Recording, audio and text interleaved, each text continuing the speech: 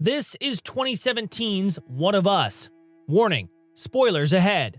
We open up to a cult in the woods as they perform a ritual, and soon Brent joins them. All of the girls turn their attention towards him, but he simply walks back into the woods. Eventually, he comes to a metal shed that he's keeping another girl in, and he helps her out of the hole she's in. Her name is Ceres, and Brent reminds her that he's already given her many chances. She calls him father, and she agrees that he's been as patient as he can with her. He reminds her that she was no one when she came to him, but now she is Ceres, the goddess of crabs and fertility. This is your classic brainwashing 101. Brent is apparently so good at it that he can just keep 5 or 6 women in the woods without them questioning anything. Brent tells her that she can't let it happen again, and he gives her a weapon to end it all. After that, we meet Melanie as she talks to her boss, Gavin, in the city, and he congratulates her for getting her story. He thinks that she went too far undercover to get the big scoop, but Melanie will do anything for the story. When he asks her what she's got next, she plays a voicemail message from Haley about a man who's keeping girls captive. Haley is the woman who was just shown as Ceres.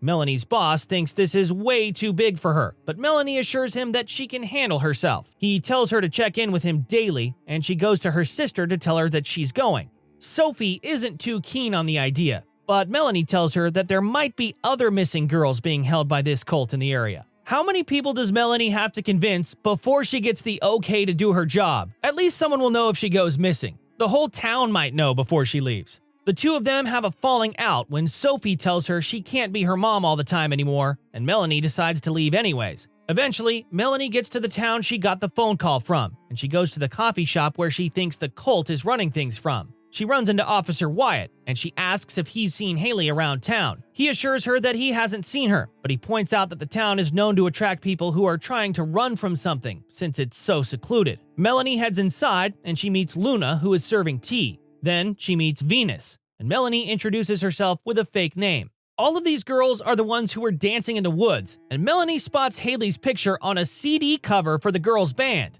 Well, at least we know they aren't the smartest cult. You don't put out merchandise with your dead, kidnapped member on it.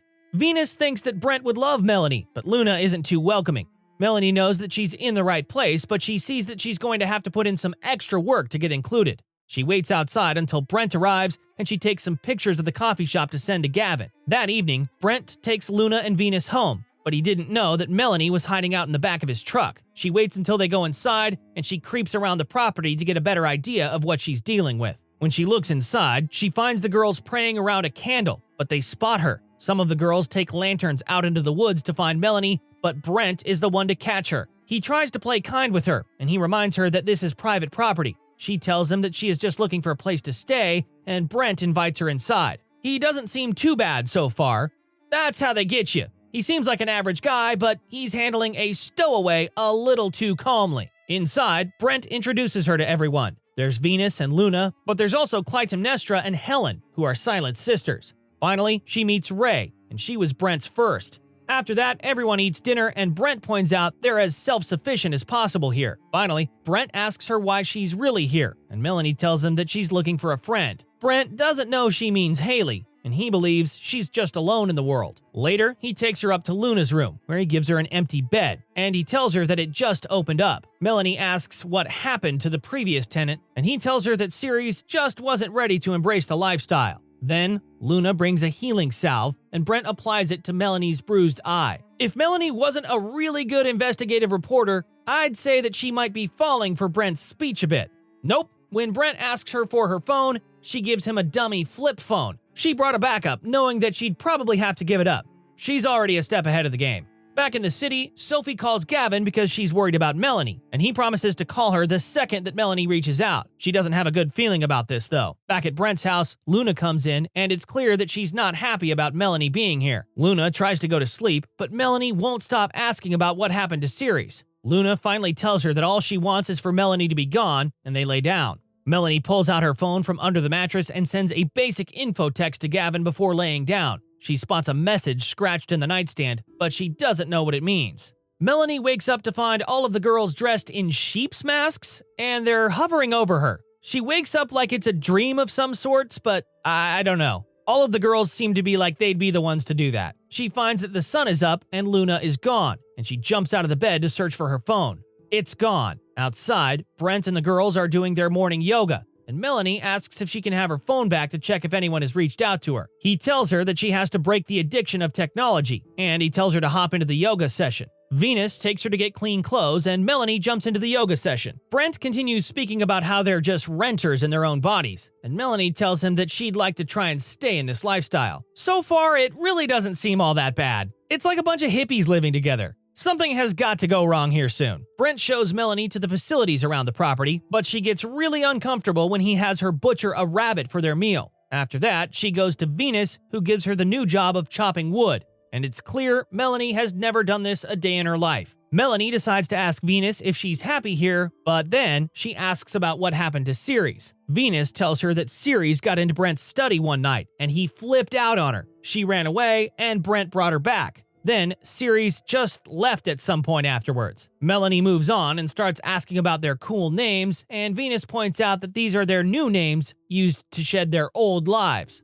So now Melanie knows that Ceres wasn't really the girl's name. Eventually she'll learn everything, but for now she's gotta start doing her job better. For an investigative journalist, she's not being very coy or anything about it, just blunt and obviously leading questions. Later, Melanie follows Luna to what seems to be a burial, but she can't find anything in the dirt. That night, Venus reads a letter that is supposedly written by Ceres, and it talks about how she couldn't stay there any longer and left on her own. Then, everyone at the table talks about bad past experiences that drove them to turn to this lifestyle. Money, sex, abuse, fear, and finally Melanie, who doesn't have an answer just yet. After dinner, Melanie bumps into Brent as he leaves his study, and she finds out that he's a diabetic. Before she leaves to get dressed, Brent tells her that he's happy she's there, and he kisses her gently. Okay, little creepier, but it's kind of part of the deal from what I can tell with the other girls. She has another weird dream that night again, but Brent has a wolf mask on now. Talk about subtle symbolism. The next day, Brent takes cafe duty from Luna as punishment for something, and he takes Melanie in her place. At the coffee shop, Venus tells Melanie that Luna apparently sleepwalked into the woods the night before.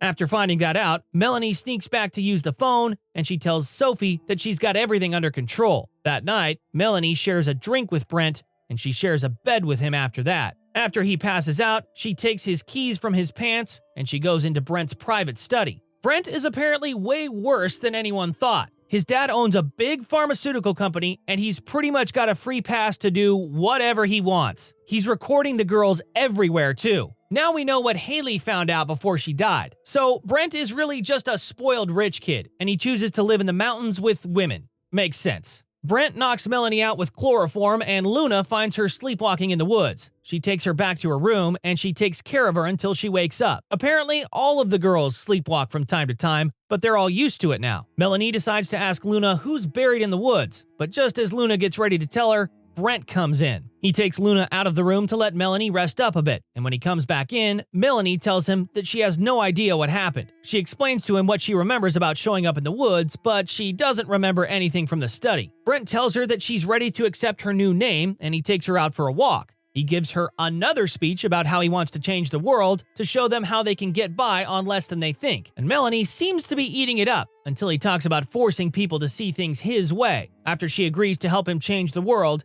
he gets ready to give her her new name. Back in the city, Sophie calls Gavin to tell him that she's not sitting around while Melanie is stuck in the lion's den, and she gets her own private arsenal ready. Back in the woods that night, the girls perform the ceremony for Melanie's new name, and Brent mentions the name Melanie. Oh snap, he knows, and he's still letting her join. He just went from being really smart and ahead of the game to making the biggest mistake of his whole plan. Brent gives her the name Eris, and he kisses her before telling her to remove her clothes. He dresses her in her new gown, and she suddenly sees everyone in their sheep and wolf masks. She slaps Brent and runs away in a panic. And in the morning, Officer Wyatt drives around and finds her crawling out of the woods. He helps her into the car, and he assures her that she's safe now. This dude wanders into the woods to make sure no one is hiding out there, and I'm just wondering who he thinks is hiding. Another victim?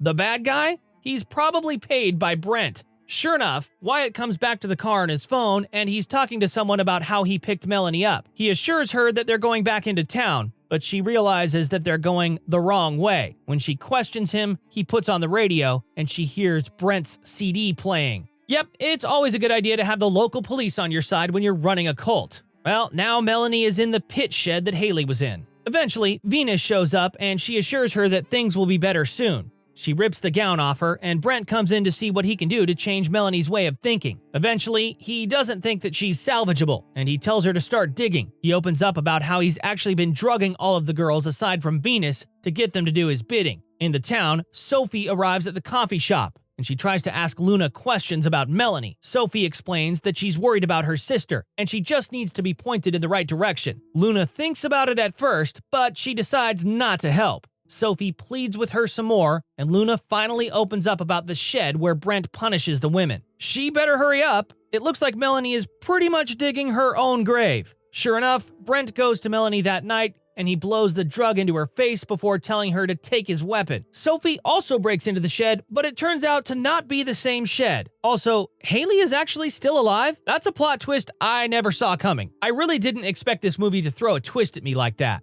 While Sophie is helping Haley, Brent tells Melanie to bury her old self, and Melanie really believes what's going on. Overwhelmed by what's going on, Melanie falls to her knees.